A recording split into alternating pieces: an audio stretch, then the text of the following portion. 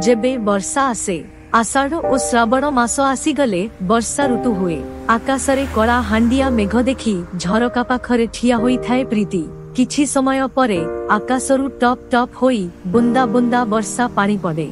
सेई वर्षा बुंदा को हातरे धरी अतीत को मने पकाई आखिरु धार धार लुह बोही आसुथाए। प्रशांतंको केई पद कथा चिरस्मरणीय होई रही जाइछि। वर्षा हेले प्रशांत कुहंती, प्रीति ए वर्षा पागरे तुम हातरु टिकिए गरम गरम पकुड़ी और चाहा कपे मिलू। सांगे सांगे प्रीति रोसेई घर को जाई प्रशांतंको पसंदर पकुड़ी बनाए। गरम गरम पकुड़ी और चाहा पी प्रशांत तार भारी प्रशंसा करंती। कहंती बुझिलो ना प्रीति, तुम हाथ तियारी चाहा मु केउठी पाउ नाही। सते जेपरी हातरे जादू रहिछि। प्रशांतंको कथा सुनी प्रीति कुहे थाउ एते प्रशंसा आउ करना। किए सुनिले कौन भाबिबो आजी सेही घर अछि, प्रीति अछि, किंतु प्रशांत ताकू सबुदिन पाई अफेरा राइजकू छाड़ी चली जाइछंती। वर्षा हेले तांको कथा भारी मने पड़े। केते सुंदर समय तांकर हस खुशी रे चली जाउथिला।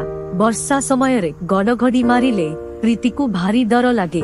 प्रशांत ताकू तांकर प्रशांत बुकुरे आउजेई नेई कुहंती, काहींकी डरुच प्रीति, तुम पाखरे तुम प्रशांत अछि ना।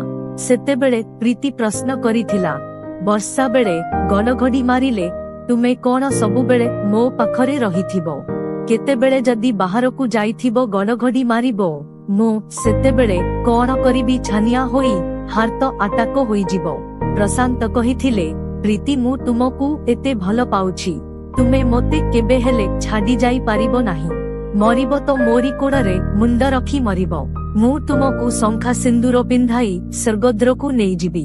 तुम परी स्त्री पाई मो जीवन धन्य होई जाइछि। प्रशांत देइथिबा कथा किंतु रखी पारिलेनी। सबुदिन पाई एका करी चली गले। वर्षा आसिले कांदिबा छड़ा प्रीति पाखरे आउ किछि सहारा नथिला। प्रतिमा शतपथी, जाजपुर।